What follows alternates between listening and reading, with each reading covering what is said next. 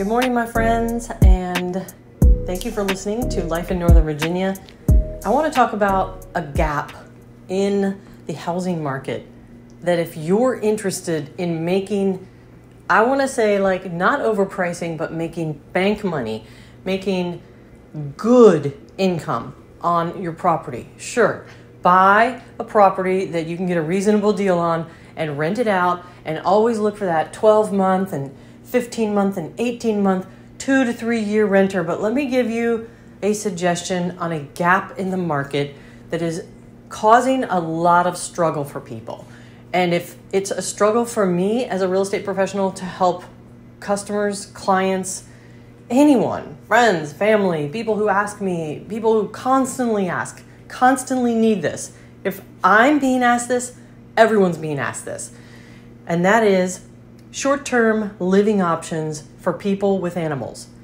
I know that everyone wants their home to look perfect, and you go to HGTV and you've got all these Airbnbs looking so perfect, and they say, just renovated, absolutely beautiful, white carpet, white this, white. And I like white and gray too, right?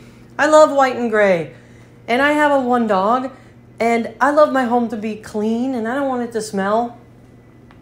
But if someone could have the forethought to think about buying a property and laying it out, not just laying it out, laying out the renovations in a way that would accommodate dogs, lots of dogs. And when I say lots of dogs and cats, probably. People with 2, 3, and 4 animals need short-term rentals. People with 2, 3, and 4 animals need short-term rentals.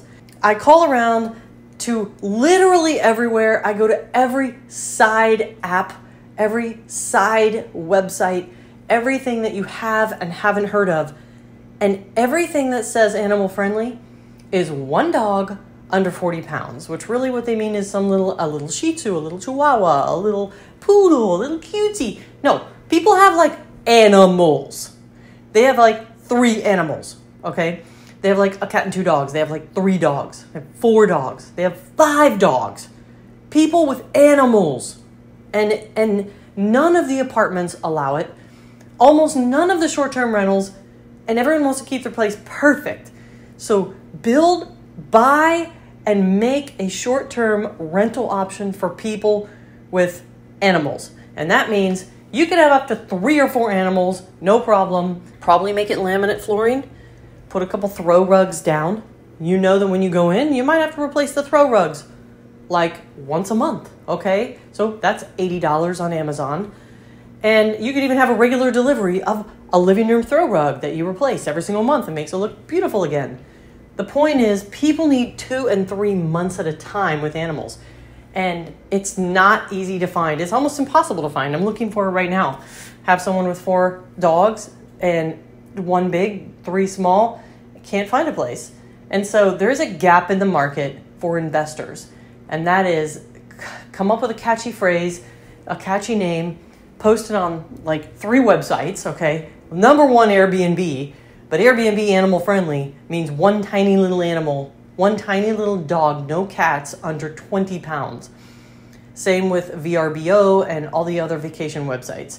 So even 3 website posts of any property that allows 3 to 4 animals would literally be booked nonstop. And people would be willing to pay a little bit more. I just wanted to share this very, very needed, okay? If you want to serve a market, any market, go into a town that is not super animal friendly. You know the ones where you don't see dog bowls outside of all the businesses helping the animals drink water. The ones where they never allow the animals in the restaurants, even service animals, and that's illegal.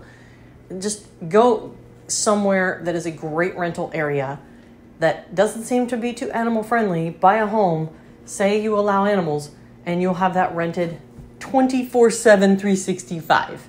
You'll never look for a renter again. And be a part of this podcast with me by suggesting content or booking an interview with you and tell me what you love or dislike about Northern Virginia. I'll talk to you guys on the next podcast.